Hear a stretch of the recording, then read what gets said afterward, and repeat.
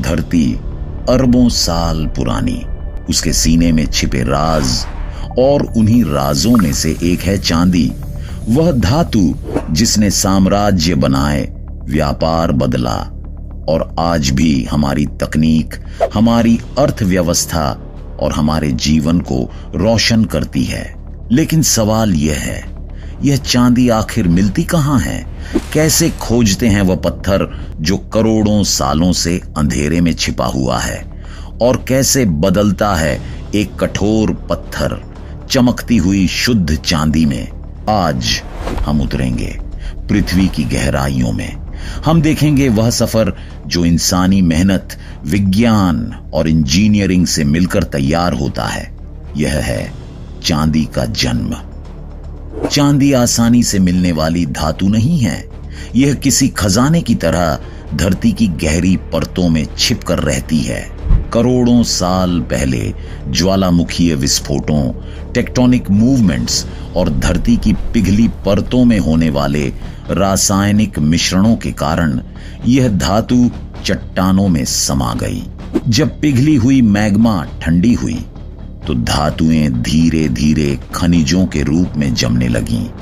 इन्हीं में चांदी भी शामिल है। लेकिन समस्या यह है कि शुद्ध चांदी लगभग कभी नहीं मिलती। यह हमेशा तांबे, सीसे, जिंक और कभी-कभी सोने के साथ मिश्रित रूप में छिपी पाई जाती है। इसलिए वैज्ञानिकों और भूवैज्ञानिकों को पहले यह समझना होता है कि किस क्षेत्र की चट्टानें, खनिज संरचना और भूकंपीय संकेत चांदी की उपस्थिति को दर्शाते हैं। भूवैज्ञानिक drone mapping, ground penetrating radar, उपग्रह चित्र, ध्वनि तरंगें और भूकंपीय कंपन जैसी आधुनिक तकनीकों का उपयोग करके पृथ्वी की गहराइयों का डेटा इकट्ठा करते हैं। किसी भी स्थान पर लगातार कई महीनों तक सर्वेक्षण चलता है। मिट्टी और चट्टानों के नमूनों को लैब में भेजा जाता है, जहां उनकी रासायनिक संरचना का विश्लेषण होता है। अगर किसी स्थान पर चांदी की मात्रा आर्थिक रूप से लाभदायक पाई जाती है तो उस स्थान को सिल्वर डिपॉजिट घोषित किया जाता है। यही वह क्षण होता है जब धरती की गहराई में छिपी चांदी इंसानों से मिलने की पहली पुकार देती है। पृथ्वी की गहराई में संभावित चांदी के संकेत मिलने के बाद अगला महत्वपूर्ण चरण आता है, ड्रिलिंग एंड सैंपलिंग। यह वह क्षण है जब विज्ञान और इंजीनियरिंग हाथ में हाथ डालकर यह तय करते हैं कि जमीन के नीचे वास्तव में क्या छिपा है। विशाल ड्रिल मशीनें जमीन में गहरे छेद करती हैं। ये ड्रिल 200 से लेकर 1000 मीटर तक नीचे जाकर चट्टानों के कोर सैंपल निकालती हैं। इन कोर में मौजूद धातुएं यह बताती हैं कि चांदी कितनी मात्रा में है और क्या यहां खनन करना आर्थिक दृष्टि से व्यावहारिक होगा। सैंपलिंग महीनों चलती है क्योंकि हर मीटर पर चट्टान की प्रकृति बदल सकती है। अगर जांच में पता चलता है कि यहां चांदी की पर्याप्त मात्रा है तो माइनिंग कंपनी एक विशाल योजना बनाती है। इसमें सुरक्षा, पर्यावरण, मशीनरी, श्रमिकों की व्यवस्था और खदान डिजाइन शामिल होता है। इस दौरान इंजीनियर इलाके का 3D मॉडल तैयार करते हैं, जहां दिखाया जाता है कि सुरंगें कहां बनेंगी, गड्ढे कितने बड़े होंगे और पत्थर किस दिशा से निकाले जाएंगे। यह सब बहुत जोखिम भरा होता है। धरती की परतें कमजोर हो सकती हैं, गैसें मौजूद हो सकती हैं या पानी का अचानक प्रवेश हो सकता है। इसलिए कई टीमें लगातार निगरानी करती हैं। यहीं से शुरू होता है खनन का वास्तविक सफर। एक ऐसा सफर जहां इंसान धरती के सीने में उतरकर उससे उसका सबसे चमकीला रहस्य निकालने की कोशिश करता है। जब खदान विकसित करने की अनुमति मिल जाती है तब खनन कंपनियां यह तय करती हैं कि चांदी निकालने का सबसे सुरक्षित और प्रभावी तरीका कौन सा होगा। इसके 2 प्रमुख तरीके हैं, अंडरग्राउंड माइनिंग और ओपन पिट माइनिंग। 1. Underground mining. यह तरीका तब इस्तेमाल होता है जब चांदी गहराई में मिली हो। विशेष लिफ्टों और सुरंगों के माध्यम से खनिक नीचे उतरते हैं। सैकड़ों टन चट्टानों को विस्फोटक द्वारा तोड़ा जाता है। धातु को ढेरों सुरंगों से ट्रकों और कन्वेयर बेल्ट के द्वारा बाहर लाया जाता है। यह खतरनाक भी होता है। गैस रिसाव, चट्टान धंसने और अंधेरे में काम करने जैसी चुनौतियां हर कदम पर मौजूद रहती हैं। 2. ओपन पिट माइनिंग। जब धातु सतह के पास हो तब पहाड़ या जमीन को ऊपर से काटकर विशाल गड्ढा बनाया जाता है। यह गड्ढा अक्सर कई किलोमीटर चौड़ा और सैकड़ों मीटर गहरा होता है। विशाल मशीनें, शवेल और ट्रक पत्थरों को निकालते हैं। यह तरीका सुरक्षित और अधिक उत्पादन देने वाला होता है, लेकिन बहुत बड़ी जमीन की आवश्यकता होती है। दोनों तरीकों से लाखों टन पत्थर बाहर निकाला जाता है, लेकिन चांदी की मात्रा बेहद कम होती है। इसलिए असली चुनौती है उन टनों पत्थरों में से चांदी को पहचानना और अलग करना। खनन से निकले पत्थरों का आकार बहुत बड़ा होता है। उन्हें सीधे प्रोसेस नहीं किया जा सकता। इसलिए पहला वैज्ञानिक चरण है क्रशिंग। पत्थरों को छोटे छोटे टुकड़ों में तोड़ना। जॉ क्रशर्स पत्थरों को इतनी ताकत से दबाती हैं कि बड़े बोल्डर कुछ मिनटों में फुटबॉल के आकार जितने हो जाते हैं। इसके बाद ये टुकड़े सेकेंडरी और टर्टरी क्रशर्स से गुजरते हैं, जो पत्थरों को और ज्यादा छोटा करते जाते हैं। लेकिन चांदी को निकालने के लिए यह काफी नहीं। इसलिए अगला चरण आता है ग्राइंडिंग। बॉल मिल या रोड मिल नाम की बड़ी बेलनाकार मशीनें घूमती रहती हैं। इनके अंदर स्टील बॉल्स भरी होती हैं, जो पत्थरों को रगड़कर इतना महीन बना देती हैं कि वह आटे जैसा पाउडर बन जाए। इस पाउडर को और स्लरी कहा जाता है, जिसमें अब चांदी, तांबा, जिंक और बेकार चट्टानें सब एक साथ मौजूद होती हैं। यह प्रक्रिया बेहद महत्वपूर्ण है, क्योंकि अगर पाउडर महीन न बने तो चांदी के कण अलग ही नहीं हो पाएंगे। अब असल चुनौती शुरू होती है। इस पाउडर में मौजूद करोड़ों कणों में से चांदी को ढूंढना और निकालना। ग्राइंडिंग के बाद बनने वाला और स्लरी अब एक बड़े टैंक में जाता है, जहां शुरू होती है एक बेहद दिलचस्प रासायनिक प्रक्रिया, फ्लोटेशन। इस स्लरी में खास प्रकार के रिएजेंट या केमिकल मिलाए जाते हैं। इनके अंदर एक विशेष गुण होता है। ये केवल चांदी के कणों से चिपकते हैं, बाकी बेकार पत्थरों से नहीं।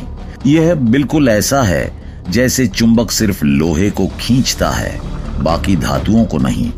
इसके बाद टैंक के नीचे से तेज हवा छोड़ी जाती है। हवा के बुलबुले ऊपर उठते हैं और उन कणों को पकड़ लेते हैं जिन पर यह केमिकल लगा होता है, यानी चांदी वाले कण। जैसे जैसे बुलबुले ऊपर आते हैं, वे चांदी को साथ खींच लाते हैं और टैंक के ऊपरी हिस्से में मोटी झाग बन जाती है। यह झाग चांदी से भरपूर होती है। इस झाग को फ्रॉथ कंसंट्रेट कहा जाता है और उसे ऊपर से निकाल लिया जाता है। अब बेकार चट्टानें नीचे छूट जाती हैं। फ्लोटेशन एक बेहद वैज्ञानिक और प्रभावी तरीका है, जिससे चांदी को अन्य धातुओं और पत्थरों से अलग किया जाता है। लेकिन अगर चांदी की मात्रा बहुत कम हो या फ्लोटेशन से सारी चांदी न निकले, तो अगली प्रक्रिया का सहारा लेना पड़ता है, जो दुनिया भर में सबसे खतरनाक लेकिन सबसे शक्तिशाली तकनीकों में से एक है, साइनाइड लीचिंग। जब चांदी बहुत कम मात्रा में हो या फ्लोटेशन प्रक्रिया पर्याप्त न हो, तब खनन उद्योग एक अत्यंत शक्तिशाली तरीका अपनाता है, साइनाइड लीचिंग। यह प्रक्रिया बेहद संवेदनशील और नियंत्रित माहौल में की जाती है, क्योंकि साइनाइड अत्यंत जहरीला रसायन है। सबसे पहले महीन पीसा हुआ और बड़े बड़े स्टील टैंकों में डाला जाता है। इन टैंकों में पतला साइनाइड सॉल्यूशन मिलाया जाता है। साइनाइड चांदी और सोने जैसी कीमती धातुओं को घोल देता है, लेकिन बाकी चट्टानों को प्रभावित नहीं करता। यह ऐसा है मानो सैकड़ों कणों की भीड़ में से केवल धातुओं को चुनकर पानी में घुला दे। कुछ घंटों में चांदी इस घोल में पूरी तरह घुल जाती है। अब अगली चुनौती है इसे घोल से वापस ठोस रूप में लाना। इसके लिए जिंक डस्ट मिलाया जाता है। जिंक चांदी से ज्यादा रिएक्टिव होता है, इसलिए वह चांदी को घोल से बाहर धकेल देता है और चांदी बारीक दाने के रूप में नीचे बैठने लगती है। इसे सिल्वर प्रेसिपिटेट कहा जाता है, लेकिन यह चांदी अब भी कच्ची है।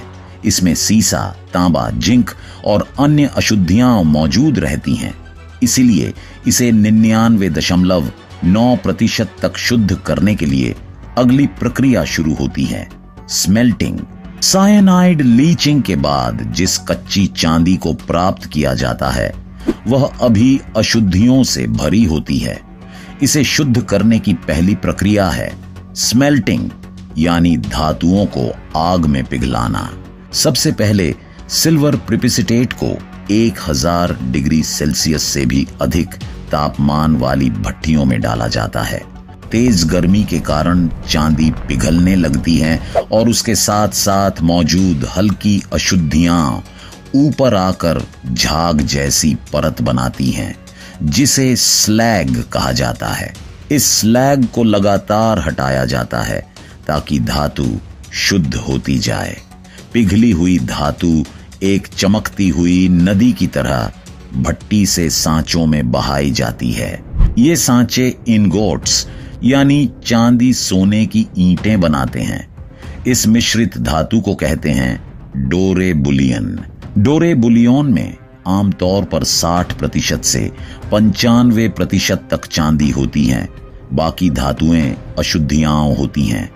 अब इस धातु को 99.99% तक शुद्ध करने के लिए अंतिम और सबसे उन्नत तकनीक अपनाई जाती है, इलेक्ट्रोलाइटिक रिफाइनिंग। डोरे बुलियन अब रिफाइनिंग प्लांट के सबसे उन्नत सेक्शन में पहुंचता है, इलेक्ट्रोलिटिक रिफाइनिंग सेल। यहां बिजली और रसायन मिलकर चांदी को लगभग 100% शुद्ध बना देते हैं। टैंक में एक विशेष प्रकार का अम्लीय इलेक्ट्रोलाइट सॉल्यूशन भरा जाता है। इसके भीतर 2 प्लेटें लगाई जाती हैं, अनोड डोरे बुलियन की अशुद्ध चांदी, कैथोड एक पतली प्लेट जिसमें जमा होगी शुद्ध चांदी। जब बिजली प्रवाहित की जाती है एक अद्भुत प्रक्रिया शुरू होती है। अनोडे धीरे धीरे घुलने लगता है और चांदी के परमाणु इलेक्ट्रोलाइट में घूमते हुए कैथोड की ओर आकर्षित होते हैं। वहां जाकर वे एक परत बनाते हैं, शुद्ध चमकदार 99.99% चांदी की परत। इस दौरान सोना और प्लैटिनम जैसी धातुएं नीचे कीचड़ की तरह जमा होती हैं, जिन्हें बाद में अलग से प्रोसेस किया जाता है। कुछ दिनों के बाद कैथोड को बाहर निकाला जाता है और उस पर जमा होती हैं लगभग शुद्ध चांदी। इस चांदी को पिघलाकर विभिन्न आकारों में ढाला जाता है, इंगट, दाने, प्लेट, सिक्के या औद्योगिक उपयोग के बार। यह वही धातु है जो कभी पृथ्वी की गहराई में चट्टानों में कैद थी और अब हमारे घरों, तकनीक और गहनों का हिस्सा बनने को तैयार है। शुद्ध चांदी अब सिर्फ एक धातु नहीं रहती, यह तकनीक, ऊर्जा और संस्कृति का हिस्सा बन जाती है। यह गहनों में चमकती है, मोबाइल और लैपटॉप में बिजली पहुंचाती है, सोलर पैनल को ऊर्जा देती है और मेडिकल उपकरणों में जान बचाती है। धरती की गहराई से शुरू हुई इसकी यात्रा इंसानी मेहनत, विज्ञान और समय की सबसे खूबसूरत कहानी है। हर चमक अपने अंदर करोड़ों सालों की तपिश समेटे हुए है। दोस्तों, चांदी का यह सफर केवल एक धातु की कहानी नहीं, यह इंसान की जिज्ञासा, साहस और विज्ञान की जीत की कहानी है। अगर आपको यह यात्रा रोचक, ज्ञानवर्धक और प्रेरणादायक लगी तो इस वीडियो को लाइक जरूर करें, अपने दोस्तों व परिवार के साथ शेयर करें और ऐसे ही अद्भुत डॉक्यूमेंट्री देखने के लिए हमारे चैनल को सब्सक्राइब करना ना भूलें।